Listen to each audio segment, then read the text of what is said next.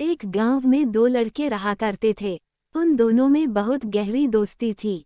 उन दोनों की दोस्ती के बात पूरे गांव में हुआ करती थी। एक लड़के का नाम सूरज था तो दूसरे का नाम दीपक था। सूरज पढ़ने में दीपक से तेज था। उसकी स्कूल में बहुत ज्यादा इज्जत थी। वही दीपक को स्कूल में कोई भी पसंद नहीं करता था। समय बीतता है, सूरज पढ़ाई में तेज होता है जिसके कारण उसका सिलेक्शन एक बाद कॉलेज में हो जाता है। वो अपने गांव को छोड़कर शहर चला जाता है। अब दीपिका अकेला हो जाता है। उसे कुछ भी समझ में नहीं आ रहा होता है कि वह क्या करे। एक दिन वह अपने गांव के एक अमीर व्यक्ति से मिलता है। वह व्यक्ति गांव के सबसे अमीर व्यक्ति थे, पर वह अमीर होने के कारण किसी को पसंद नहीं करते थे। वह सभी को नीचा दिखाते थे। दीपक को भी उन्होंने काफी नीचा साबित किया। दीपक को ये बहुत ज्यादा बुरा लगा। उसने अमीर व्यक्ति को एक वादा दिया। दीपक ने कहा, आने वाले 5 साल में मैं पूरे जिले का सबसे अमीर व्यक्ति बनकर दिखा दूंगा। ये सुनकर वह अमीर व्यक्ति ने दीपक का और ज्यादा मजाक बनाया।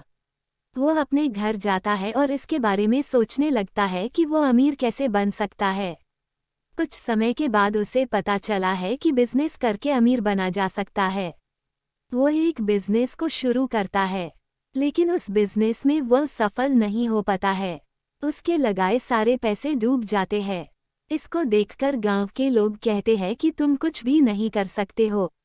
तुमने आज अगर अच्छे से पढ़ाई किया होता तो आज तुम्हारे पास एक अच्छी नौकरी होती है।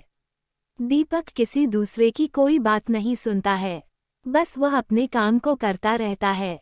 वह करीब 15 नए बिजनेस को करता है, लेकिन हर एक बिजनेस में वह असफल ही होता है। इस तरह से करीब 2 साल गुजर जाते हैं। उसका कोई भी बिजनेस नहीं चला होता है, लेकिन जितना उसने सीखता होता है वह इतना कभी इतने कम समय में नहीं सीख पाता। वह अब एक नए बिजनेस की शुरुआत करता है। ये बिजनेस था जूता चप्पल बनाने का था। जब दीपिका के गांव वालों को इस बिजनेस के बारे में पता चला तो उन्होंने दीपक का बहुत ज्यादा मजाक बनाया, पर दीपक ने किसी की एक न सुनी। समय बीतता रहा। दीपक ने जो कुछ भी अपने पुराने बिजनेस को सीखा था उसको इसमें इस्तेमाल किया, साथ ही नई जानकारी को भी शामिल किया।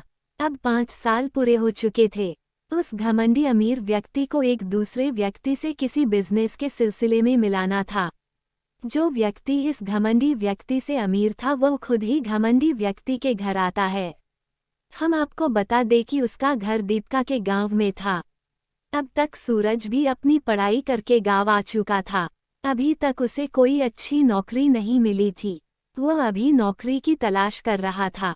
एक दिन करीब 25 गाड़ी एक के पीछे एक सूरज के गांव आ रही थी। उस घमंडी के दरवाजे पर गाड़ियां रुकी। वह घमंडी व्यक्ति और ज्यादा घमंड कर रहा था कि उसके जिले का सबसे अमीर व्यक्ति उसके घर आया है।